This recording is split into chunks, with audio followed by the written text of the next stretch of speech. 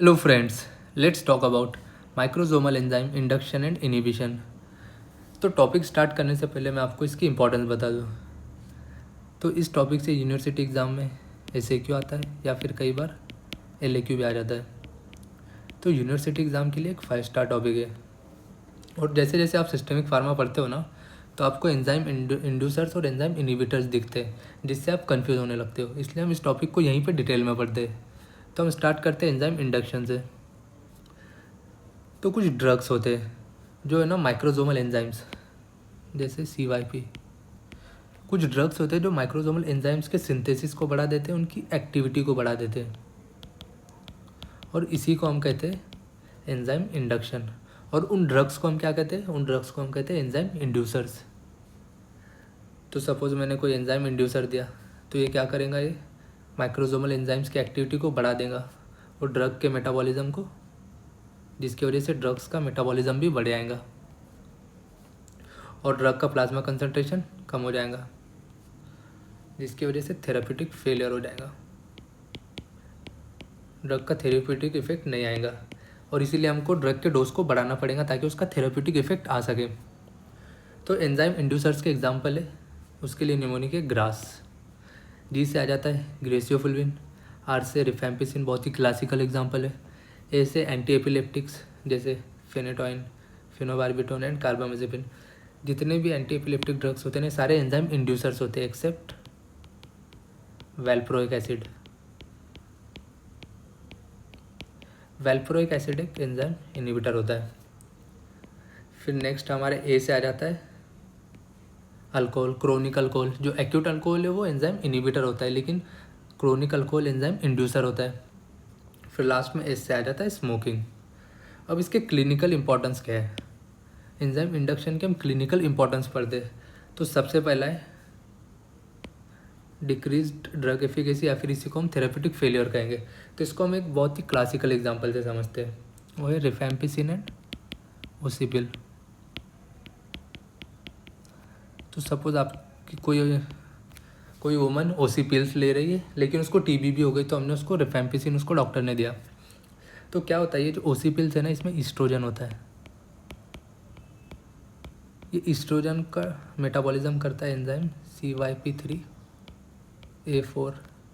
और हम सबको पता है कि रिफैम्पिसिन क्या है? एक एंजाइम इंड्यूसर है। तो रिफैम्पिसिन क्या करता है? CYP3A4 की एक्टिविटी को बढ़ा देगा, जिसकी वजह से हो जाता है कॉन्ट्रासेप्टिव फेलियर। इसलिए हम कभी भी रिफैम्पिसिन और ओरल कॉन्ट्रासेप्टिव पिल्स को साथ में नहीं देते।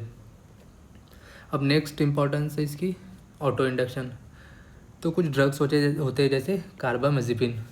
ये क्या करता है? कार्बामेजिपिन ये अपने ही मेटाबॉलिज्म को इंड्यूस करता है, अपने ही मेटाबॉलिज्म को एनहांस करता है, जिसकी वजह से कार्बामेजिपिन के लिए बॉडी में टॉलरेंस डेवलप हो जाती है। अब ड्रग टॉक्सिसिटी, इसको भी हम एग्जांपल से समझते हैं। तो क्या होता है, एक मिनट और थोड़ी जगह बना लो है। तो क्या होता है, हम सबको पता है कि क्रोनिक अल्कोहल क्या है? एंजाइम इंड्यूसर है। अगर मैंने किसी क्रोनिक अल्कोहलिक में पैरासीटामोल दिया, तो ये क्या करेगा? पैरासीटामोल का मेटाबॉलिज्म करा देगा, मेटाबॉलिज्म को बढ़ा देगा। और जो पैरासीटामोल के मेटाबोलाइट्स होते हैं, मेटाबॉलिज्म प्रोडक्ट्स होते हैं, बहुत ही टॉक्सिक होते हैं। तो जब भी मैं पैरासीटामोल को किसी क्रोनिक अल्कोहलिक में देता हूँ, तो there is over production of toxic metabolites of paracetamol, जिसकी वजह से हेपेटोटॉक्सिसिटी हो जाती है, मतलब हमारा लीवर डैमेज होने लगता है। अब हमारा नेक्स्ट क्लिनिकल इंपॉर्टेंस है बोन इफेक्ट्स। तो अगर किसी भी पेशेंट में लॉन्ग टर्म फिनेटोइन थेरेपी हम दे रहे हैं, तो फिनेटोइन क्या है? एक एंजाइम इंड्यूसर से ये विटामिन D3 के मेटाबॉलिज्म को बढ़ा देता है, जिसकी वजह से ऑस्टियोमेलेशिया हो जाता है। अब नेक्स्ट इफेक्ट है हमारा, नेक्स्ट इंपॉर्टेंस है हमारा प्रिसिपिटेशन ऑफ पोरफायरिया। तो क्या होता है, जो पोरफायरिया है ना, इसमें there is defective heme synthesis. Porphyria में डिफेक्टिव हीम सिंथेसिस होता है। और हमारे पास जो एंजाइम होता है CYP3A4, इसका कोफैक्टर होता है हीम, मतलब इसको काम करने के लिए हीम की ज़रूरत है। तो जब भी किसी पोरफायरिया के पेशेंट में हम बारबिचुरेट्स देते हैं ना, तो ये बारबिचुरेट्स क्या होते हैं, ये एंजाइम इंड्यूसर होते हैं।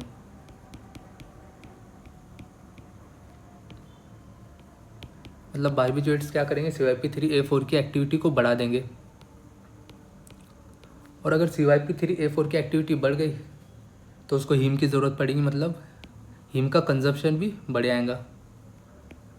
और यहाँ पे ऑलरेडी डिफेक्टिव हीम सिंथेसिस है और हम हीम के कंजप्शन को बढ़ा रहे हैं, इसकी वजह से ये बारबिचुरेट्स क्या करते हैं, प्रिसिपिटेट कर देते पोरफायरिया को।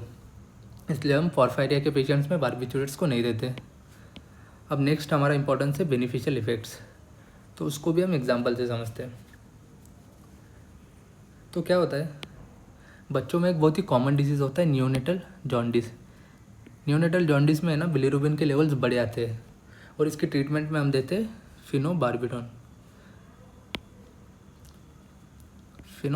देते हैं। तो फिनोबार्बिटॉन काम कैसे करता है, फिनोबार्बिटॉन है ना एक एंजाइम होता है ग्लूकोरोनिल ट्रांसफरेंस, इस एंजाइम की एक्टिविटी को बढ़ा देता है, इसकी सिंथेसिस को बढ़ा देता है। अब ये ग्लूकोरोनिल ट्रांसफरेंस एंजाइम ये क्या करता है, ये करा देता है कॉन्जुगेशन ऑफ बिलीरुबिन, जिसकी वजह से बिलीरुबिन वाटर सॉल्युबल हो जाता है और बिलीरुबिन का एक्सक्रीशन हो जाता है। हम सबको पता है कि वाटर सॉल्युबल प्रोडक्ट्स का यूरिन के थ्रू एक्सक्रीशन हो जाता है। इस तरह फिनोबार्बिटॉन काम करता है नियोनेटल जॉन्डिस में। तो हमारा एंजाइम इंडक्शन तो ख़त्म हो गया, अब हम स्टार्ट करते हैं एंजाइम इनिबिशन।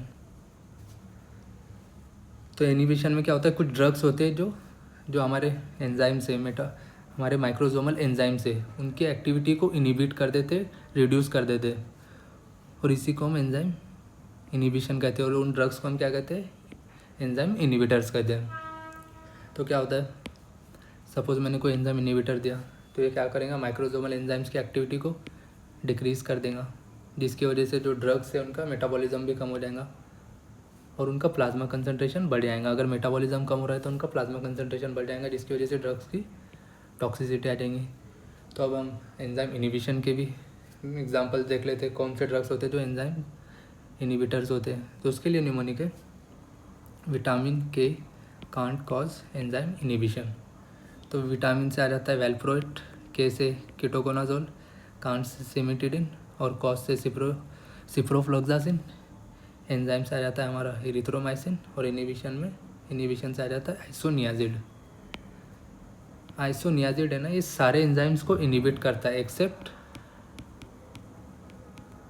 CYP2E1। ये CYP2E1 को इंड्यूस करता है। और लास्ट में आपको 2 एक्स्ट्रा याद रखना है, एक है एक्यूट अल्कोहल और रिटोनावीर, ये दोनों भी एंजाइम इनिबिटर्स होते हैं। अब इसके क्लिनिकल इंपॉर्टेंस हम देख लेते हैं। तो सबसे पहला क्लिनिकल इंपॉर्टेंस है ड्रग टॉक्सिसिटी।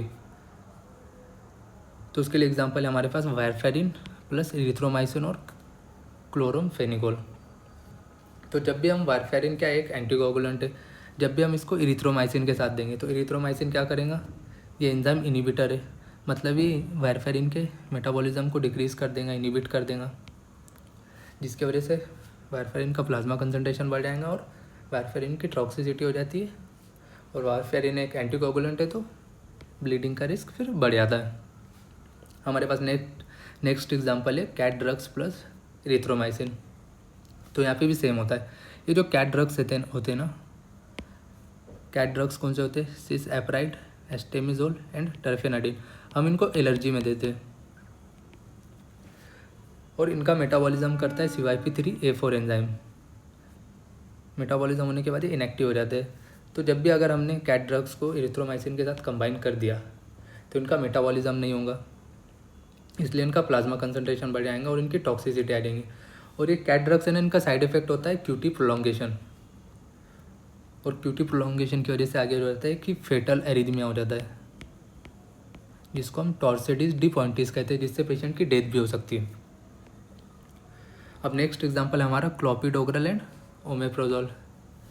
तो क्लोपिडोग्रल हम सबको पता है कि एक प्रोड्रग है, इनएक्टिव फॉर्म में होता है, इसको एक्टिव फॉर्म में कन्वर्ट करता है एंजाइम CYP2C19। और क्लोपिडोग्रेल को हम MI एंड स्ट्रोक की ट्रीटमेंट में यूज़ करते हैं। तो सपोज़ किसी पेशेंट को MI या फिर स्ट्रोक है, मायोकार्डियल इन्फार्क्शन है, और हमने उसमें क्लोपिडोग्रेल दिया और साथ में हमने ओमेप्रोजोल भी दे दिया। तो ये ओमेप्रोजोल क्या करता है, ये इनिबिट कर देता है एंजाइम CYP2C19 को, जिसकी वजह से क्लोपिडोग्रेल एक्टिव फॉर्म में कन्वर्ट नहीं हो पाएगा और MI एंड स्ट्रोक का रिस्क बढ़ जाता है।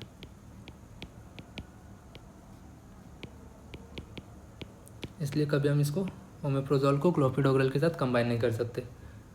तो कौन सा, फिर आप पूछोगे कौन सा PPI है, प्रोटॉन पंप इनिबिटर है, जिसको हम क्लोपिडोग्रेल के साथ कंबाइन कर सकते हैं, तो वो है पेंटोप्रोजोल। क्योंकि पेंटोप्रोजोल है ना, ये लिस्ट CYP इनिबिटर है और ओमेप्रोजोल है ना, मैक्सिमम CYP इनिबिटर है। अब इसका नेक्स्ट क्लिनिकल इंपॉर्टेंस है बेनिफिशियल थेरेपी।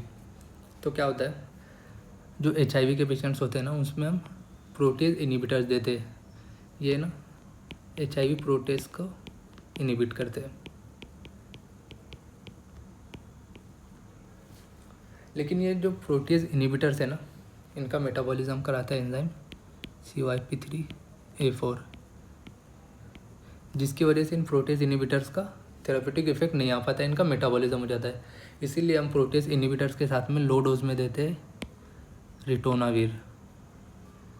तो हम कौन से ड्रग्स कॉम्बिनेशन में देते हैं, लोपिनाविर जो कि एक प्रोटेज इनिबिटर है, और साथ ही में हम देते हैं रिटोनाविर। रिटोनाविर एक CYP3A4 एंजाइम इनिबिटर है।